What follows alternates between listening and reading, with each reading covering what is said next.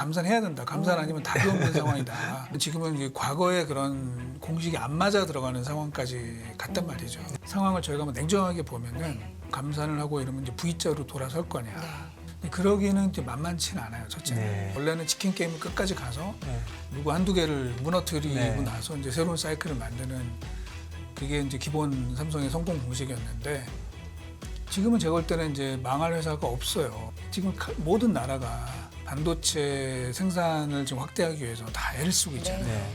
그런데 그 회사를 죽게 만든다? 그럴 가능성이 없죠. 감산을 많이 해야 된다. 티도 안 나게 감산하는 게 아니라 좀 많이 해야 된다. 예를 들면은 마이크론 같은 경우는 25% 감산, 일본의 키옥시아 30% 감산, 그 정도에 거의 버금갈 정도로 감산을 해야 그래도 재고가 좀 줄어들 가능성이 있다라고 보는 거죠.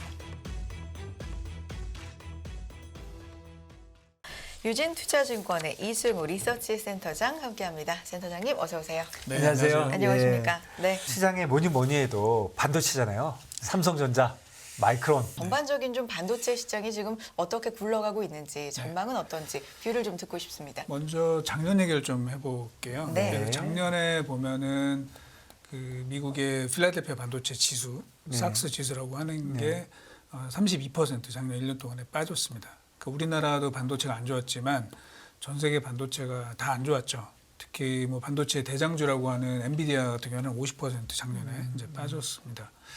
굉장히 많이 빠졌죠. 근데 작년에 뭐 우리 메모리는 좀 고생을 했어도 사실 뭐 TSMC라든지 비메모리 쪽은 되게 좋았거든요. 네. 근데 주가가 다 빠졌단 말이죠. 왜 빠졌냐? 이제 그 부분이 일단 하나 생길 것이고 또 하나는 이제 과거에 그렇게 빠진 적이 있었냐 하는 겁니다. 그게 제가 찾아보니까 이제 필라델피아 반도체 지수가 1994년도에 만들어졌고요. 네. 그 이후에 이렇게 30% 넘게 빠진 적이 작년 빼고 두 번이 더 있었습니다. 네. 2002년과 2008년 이렇게 네. 있었거든요. 그 다음에 이제 어떤 일이 벌어졌냐 하는 거죠. 2003년과 2009년도 어떤 일이 벌어졌냐. 70% 올랐어요. 네. 그러니까 반도체 산업은 시클리컬하다고 저희가 얘기를 하고 있는데 이제 주가는 사실 그걸 조금 더 선행하면서 훨씬 더 크게 진폭을 갖게 마련인 거죠. 원래 사실 올해 시작할 때 반도체 경기가 되게 안 좋을 것이다 라는 전망들이 굉장히 우세했습니다. 심지어는 뭐 저희 같은 경우는 TSMC도 올해 이익이 줄어들 것이다 뭐 그렇게 보고 있었거든요. 그런데 1월 달부터 뭐 아시겠지만 반도체 주가 많이 올랐죠. 네. 네. 왜 올랐냐? 가장 큰 이유는 작년에 많이 빠졌기 때문이에요. 그러니까 작년에 빠진 게 어떻게 보면 올해 안 좋아질 것들을 상당히 반영을 한 거죠. 네. 뭐 일반 투자자들은 뭐 우리가 선반영했다 이러면 되게 싫어하시거든요. 네. 기본적으로 싫어하시는데 그게 사실이에요. 예. 주가가 굉장히 먼저 반영하는 게 네.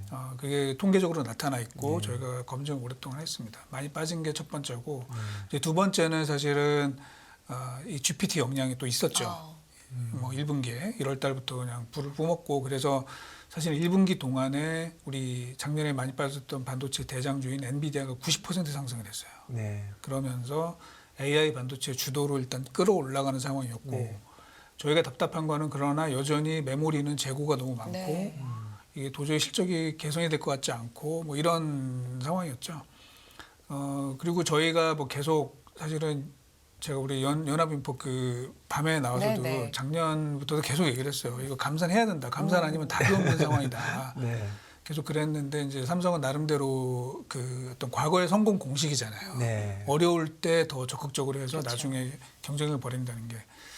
근데 이제 제가 볼 때는 지금은 이제 과거의 그런 공식이 안 맞아 들어가는 상황까지 갔단 말이죠. 네. 그래서 이제 감산을 해야 된다고 계속 촉구를 했었고 뭐 결국은 이번에 뭐 어닝 쇼크는 났지만 그거는 이미 사실은 큰 중요한 건 아닌 것 같아요. 왜냐하면은 재고 평가 손실을 얼마 잡느냐에 따라서 사실은 BEP가 될 수도 있는 거, 어쩌면 적자가 날 수도 있는 네. 그런 정도의 상황이 됐거든요. 네. 그래서 저희가 뭐 숫자를 맞출 수는 없어요. 맞출 수는 없지만 되게 안 좋은 거는 사실이고 삼성전자도 적자가 나는 이런 상황까지 몰리게 됐고 여전히 재고는 되게 많고 그러면 감산을 해야 됐다고 이제 얘기를 한 거고 이제 그거에 사실은 좀 기대를 하는 거죠. 근데 지금 상황을 저희가 한번 냉정하게 보면은 그러면 이제 과거처럼 감산을 하고 이러면 이제 V자로 돌아설 거냐 하는 거죠.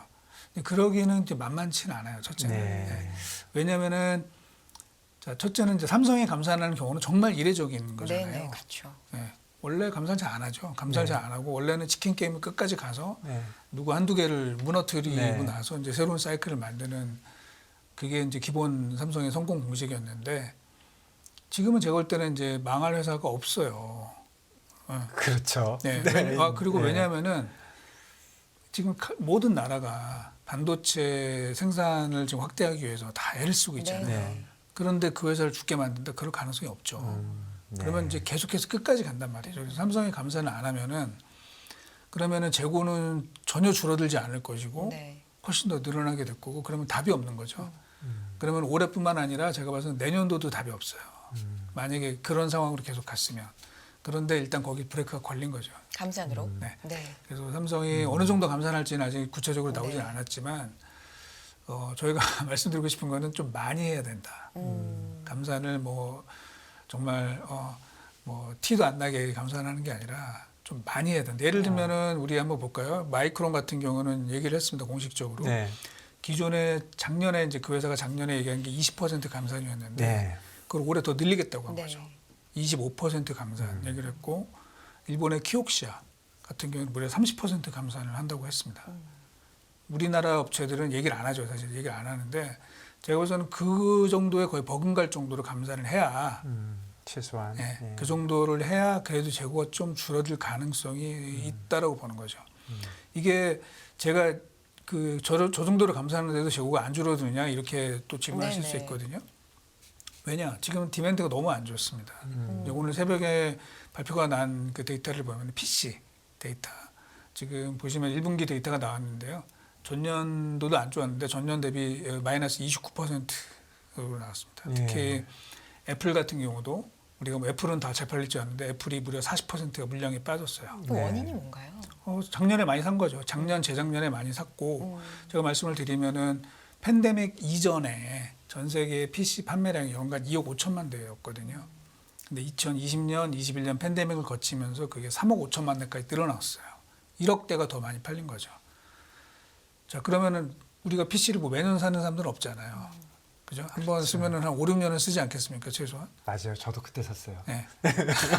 그러면은 사실은 냉정하게 보면은 이제 팬데믹이 끝났기 때문에 네. 다시 원상 복귀가 되는 과정이고 특히 워낙 많이 늘어났기 때문에 그 반작용은 좀 더 안 좋을 수가 있다라는 거죠. 그렇네요. 그래서 저희가 지금 얘기 듣기로도 국내 뭐 삼성이든 SK하이닉스 이런 업체들이 정말 1분기 때 고심이 많았거든요. 왜냐하면 주문이 없다는 거예요. 네. PC 업체도 심지어는 애플 쪽에서도 주문이 너무 감소를 해서 도대체 이게 어떻게 된 거냐 이제 이런 상황까지 몰렸다는 거죠. 그래서 지금 그 정도로 수요가 안 좋기 때문에 캐파가 지금 수요를 훨씬 상회하는 상황인 거죠. 이걸 유지할 수가 없어요, 제가 봐서는. 그래서 확실히 떨어뜨려야 되는 그런 와중에 있고요. 이게 좀 생각보다 많이 해야 될 것 같고 조금 더 길게 가져가도 될 것 같습니다. 이제 그렇게 되면은 어쨌든 하반기부터는 이제 재고가 슬슬 줄어들기 시작을 할 거고 한 연말 그 내년 정도 넘어가게 되면은 이제 재고가 뭐 정상 수준 이제 어느 정도 하에 따라 다르겠지만 수준까지 빠지게 되면은 이제 빛이 보이는 거죠. 빛이 보이는 거고 디램 가격은 지금 고점 대비해서 워낙 많이 빠졌기 때문에 여기서부터는 이제 제가 봤을 때 이제 가격 하락 속도는 확연히 둔화되고 어쩌면은 이제 현물 가격에서 가격도 좀 올라갈 가능성 뭐 이런 점들이 많이 생겼다라고 봐야 될 것 같습니다. 네. 엊그저께 그 감산 직후에 메모리 그 현물 가격이 좀 변화가 있었습니까? 없었습니다. 그날은. 왜냐면은 네. 아까 말씀드린 것이 여전히 채널에 재고가 많아요. 그 유통 채널에 일단 PC 같은 경우도 여전히 채널에 깔려 있는 것들이 네. 많고 하니까 아직은 큰 변화는 없고요. 특히 이제 일부 분석이 나오는 거는 이게 이제 부활절이랑 같이 겹치면서 일부 조금 그 쉬는 사람들이 뭐 물론 이제 뭐 대만이나 이런 쪽에서 뭐 그 하는 사람들 많지는 않겠지만 어쨌든 조금 좀 조용했다 이런 것이고요. 금요일까지 변화가 없었고 어제까지도 변화는 거의 없었어요. 네. 근데 빠지진 않았어요. 이제 네. 어제부터는 가격 하락이 일단 멈췄습니다. 네. 멈췄고 그 다음에 실제로 유통 채널의 재고가 줄어들게 되면은 네. 그러면은 이제 가격이 좀 뛰기 시작을 할 텐데 그 가능성을 제가 이제 보고 있는 거는 네. 미국에 이제 인텔이라는 회사가 있잖아요. 네. 그 회사를 저희가 되게 주시를 많이 하고 있습니다. 왜냐면은 어떤 면에서요? 네.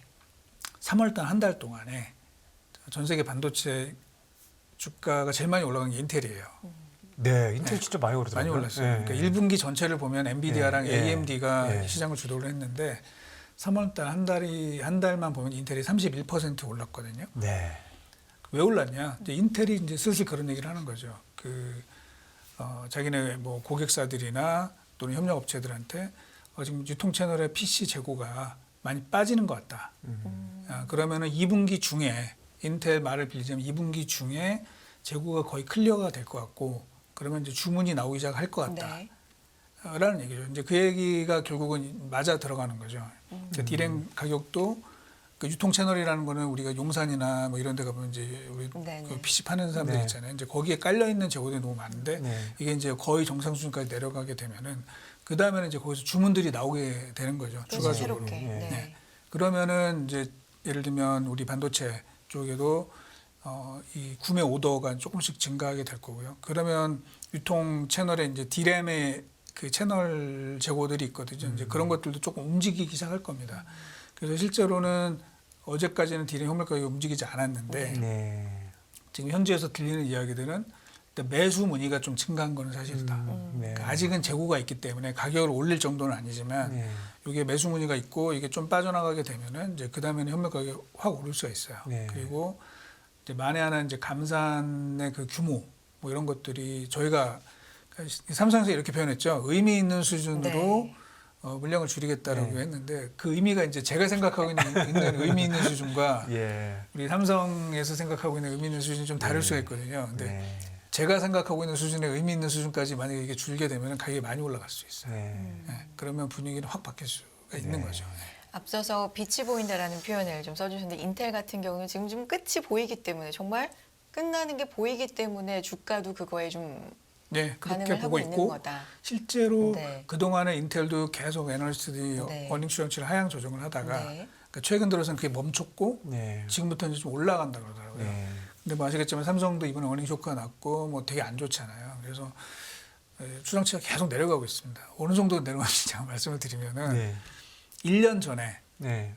작년 1년 전에 2023년도 올해 삼성전자의 영업이익 그 컨센서스가 얼마냐면 67조였어요. 네. 67조. 근데 지금은 제가 볼 때 올해 영업이익 10조가 될까 말까 합니다. 그러니까 한 85% 정도 조정을 받았다고 보시면 돼요. 네. 사실은 이제 뭐 많이 받은 거죠. 그렇죠. 자, 여기서부터 만에 하나 현물 가격이 좀 움직이는 흐름이 나온다. 그럼 어떻게 될 거 같냐? 이제 올라갑니다. 그러면 이제 주가도 그거에 따라서 올라갈 가능성이 상당히 있죠. 네. 네. 근데 벌써 주가는 좀 반응을 반응을 하고. 했죠. 네, 기본적으로는 이제 아까 말씀드린 것처럼 작년에 많이 빠졌고요. 그리고 올해 1월부터 아까 얘기한 이제 GPT 효과로 인해서 반도체 전체를 끌어올라갔어요. 그러니까 이제 반도체라고 이름 붙은 주식들은 다 웬만큼은 다 올라갔다라는 거죠. 삼성전자가 올해 들어서 그 YTD로 18% 올랐는데 미국 필라델피아 반도체 지수가 28% 올랐거든요. 그러니까 여전히 언더퍼폼이에요. 그렇네요. 뭐 그냥 한 달만 지금 말씀해 주신 대로 인텔이 한 달 동안 지금 뭐 진짜 25불이 34불 됐네요. 30% 오르고 네. 그동안에 삼성전자는 한 10%밖에 안 네, 올랐으니까 그러니까요. 예. 아직 여력이 있다. 네. 예. 네. 그런데 이 감산, 뭐 전체적인 네. 반도체 업황의 중요성도 있지만 이게 국가 간의 법, 정책 이런 것에도 지금 상당히 장애물이 좀 많다 표현할 수 있는데 이런 상황은 어떻게 보고 계십니까, 선생님? 기본적으로 굉장히 네. 불리하죠. 우리 입장에서는. 뭐 이게 뭐 여러 가지 측면에서 그 미국과 중국의 세력이 네. 사실은 이제 쪼개지는 거잖아요. 그래서 글로벌 서플라이 체인도 지금 재조정되고 있는 거잖아요. 그래서 저희가 뭐 GVC란 말을 쓰지 않습니까? 보통 네. 글로벌 밸류 체인이라고 네. 이렇게 얘기를 하고 있는데 최근에는 이제 그 말들이 바뀔 겁니다. 그래서 TVC라는 단어로 뭐죠? TVC 는 TVC는 뭡니까? 이제 Trusted Value Chain으로 예. 바뀌는 거죠. 예. 그러면서 결국은 이런 사상, 정치 사상이 경제를 좌지우지하는 이런 상황이 되면은 사실 우리나라 같은 무역으로 먹고 사는 나라 입장에서는 굉장히 불리한 거죠. 예, 어떤 엄청 경우가 불리해요. 됐든. 예. 그래서 기본적으로 그거는 저희한테는 굉장히 부담일 수밖에 없고요. 네. 여기서 뭐 예를 들면 미국이 뭐 반도체법이나 이런 걸 통해서 한국한테 굉장히 많은 부담을 준다 이렇게 얘기를 하고 있는데 우리만 부담이 아니고요. 사실 미국 업체들도 다 부담이에요. 미국의 반도체 장비 업체들도 결국은 중국에 물건을 팔 수 없게 되는 거죠. 그럼 시장이 쪼그라드는 상황이 되기 때문에 사실은 저희한테는 좋은 게 없습니다. 좋은 게 없고 어떻게 하면 덜 상처받는지를 봐야 됩니다. 다만 하나, 그럼 미국과 중국이 그럼 아주 친하게 아주 가깝게 지내고 계속 우방으로 만약에 그런 상태로 계속 남아 있으면 어떻게 됐을까? 저는 그것도 우리한테 굉장히 위협이라고 보고 있어요. 이건 왜 그런가요? 그거는 시장은 커질 수 있겠지만 사실 그렇게 되면 중국이 반도체 기술을 빨리 습득을 하겠죠. 아, 예. 그러면서 사실은 우리나라의 과거 주력 산업들이 지금 보면 중국이 뭐 어떤 식으로든 기술을 자기네들이 확보를 하고 난 다음에 한국을 다 끊어버리는 상황으로 가기 때문에 어떤 식으로든 사실은 굉장히 불리합니다. 그런데 그래도 반도체를 만약에 이제 중국이 제대로 많이 샀쓰지 못하게 네. 되고 또 자기네 생산 라인을 구축하지 못하게 된다면 한국 반도체 경쟁력은 그래도 유지가 될 수가 있습니다. 아, 예. 그리고 그렇게 된다 하더라도 그럼 중국이 한국 반도체 없이 뭘 할 수 있느냐? 그러진 않을 것 같거든요. 그러면 한국 경제에는 부담이긴 하지만 기본적으로 부담이긴 하지만 그래도 반도체는 어쨌든 우리가 시장을 지배하고 있기 때문에 양쪽에서 그 구애를 받을 가능성은 여전히 남아 있다. 그래서 아직은 제가 볼 때 희망을 저는 계속 갖고 있다 이렇게 말씀드리고 그 싶습니다. 양쪽에 뭔가 가운데 뭔가 좋은 길이 하나 있는 거네요. 그러니까 이제 우리가 시장 지배자인데다가 예. 중국이 그거를 자체 생산을 이제 못하게 되는 상황이 되니까 네. 결국은 한국을 필요로 할 수밖에 없는 거죠. 왜냐하면 중국이란 나라도 뭐 나중에 어떻게 될지 모르지만 중국의 수출 품목 1위가 전자제품이거든요. 네. 그러면 반도체 없이는 중국도 자기네 경제를 끌고 갈 수 없기 때문에 뭐 당연히 그 한국과 같은 파트너 일종의 이 부품 제공업체 이런 업체가 반드시 필요할 수밖에 없고 저희를 완전히 배척하고 가기는 좀 어렵지 않냐 이런 자체 생각이 개발이 있습니다. 그렇게 쉬운 게 아니다. 일단 장비를 안 주잖아요. 예. 미국에서 장비를 다 막았기 때문에 예. 자체적으로 지금 크게 물량을 늘릴 수 물론 일부는 현재 있기는 하지만 네. 늘릴 수는 없습니다. 물론 중국은 또 나름대로 여러 가지 방법을 쓰겠죠. 뭐 리버스 엔지니어링 뭐 이런 걸 통해 가지고 중고 장비를 구해다가 그걸 자기네들이 이제 개발하는 방향으로 바꾸긴 하겠지만 굉장히 오랜 시간이 걸릴 겁니다. 그래서 중국의 최근 주가 흐름을 보면은 과거에 이제 중국의 반도체 정책은 빠르게 그런 뭐 DRAM이나 낸드의 생산 시설을 갖추고 한국을 떨어져 내버리겠다는 게 이제 중국의 기본 정책이었는데 일단은 그거는 이제 되게 어려워졌어요. 그러다 보니까 이제 중국의 정책은 뭘로 바뀌냐면 소부장으로 바뀝니다. 네. 네. 그래서 중국의 소부장 업체들을 지금 육성하는 정책으로 바뀌었고 그래서 최근에 중국 반도체 업체들의 주가를 보면은 장비 업체들이 많이 오르고 있습니다. 제가 볼 때는 되게 비싸거든요. 중국 반도체 장비 업체들은 말도 안 되게 비싼 가격인데 거기에서 지금 더 오르는 이런 상황들이 현재 나타나고 있는 게 특징입니다. 아, 그렇군요. 네. 오늘 알겠습니다. 센터장님이 주로 이제 반도체 쪽에 대해서 집중적으로 말씀을 해주셨는데 사실 우리나라 경제 구조가 무역 수지 중심의 구조이기 때문에 반도체가 살지 않으면 경제 전체가 사실 어려운 게 사실입니다. 계속해서 무역 적자가 나오고 있는 것도 마찬가지고요. 이 반도체 빙하기 앞서서 쭉 해주신 얘기를 좀 정리해 보면 이 사이클상 지금은 어느 정도 어느 시기에 왔다라고 보면 될까요? 그리고 빛은 어느 정도 시기면 좀 보일까요? 사이클상 네. 지금은 최저점이에요. 아, 그렇습니까? 네, 최저점은 맞습니다. 네. 근데 이제 여기서 최저점을 탈출할 수 있는 그 방안이 뭐냐라는 거죠. 근데 과거에는 그게 치킨 게임이었단 말이죠. 네. 근데 지금은 치킨 게임이 안 된다고 제가 말씀을 드렸잖아요. 네, 네. 그러면 여기서는 그럼 뭘 해야 되느냐? 자정 노력을 해야 된다. 즉 감산을 통해 가지고 일단 가격을 끌어올리는 이런 방향으로 가고 그 다음에 이제 경기가 회복이 되면은 자연스럽게 좀 좋은 사이클이 올 수 있는 그런 가능성은 있다. 하지만 과거처럼 V자로 턴할 가능성보다는 약간 이제 U자형으로 이렇게 흘러갈 가능성이 좀 높지 않냐 그렇게 판단을 하고 있습니다. 알겠습니다. 뭐 더 많은 얘기 듣고 싶은데 시간이 네. 짧네요. 네. 마지막으로 주가에 대해서도 한 말씀 좀 부탁드리겠습니다. 저희가 이제 그 매크로 측면에서 네. 이제 그 거시적 관점에서 네. 반도체 주가를 설명하고 있는 여러 가지 지표들이 네. 있는데요. 그 가장 많이 보는 게 이제 WSTS라고 이제 반도체 무역협회에서 네. 내는 통계가 있습니다. 그게 이제 지금 최저점이란 말이에요. 네. 그게 최저점이고 이게 이제 올라갈지 어떻게 될지는 저희가 좀 봐야 되는데 어쨌든 그런 측면에서 보면은 삼성전자 지금 최근에 뭐 좀 오르기는 했습니다만 긴 그림을 한번 보시면은 바닥권이다라는 거는 뭐 아실 거예요. 네. 이제 그런 측면에서 보시면 되고요. 다만 아까 말씀드린 것처럼 과거처럼 이렇게 V자는 아닐 것이다. 그래서 조금 시간을 갖고 보시면은 주가는 여기서부터 점점 우상향하는 이런 흐름이 나타나지 않을까 생각을 합니다. 네. 여기까지 듣겠습니다. 유진투자증권 이승우 리서치 센터장님 함께했습니다. 고맙습니다. 감사합니다. 금융투자로 돈 벌기 쉽지 않으시죠? 그런데 불가능한 것도 아니죠. 글로벌 IB 트레이더의 눈으로 본 더 넓은 금융의 세계, 그들의 투자의 기술 정말 궁금하지 않으십니까? 여러분들을 응원합니다.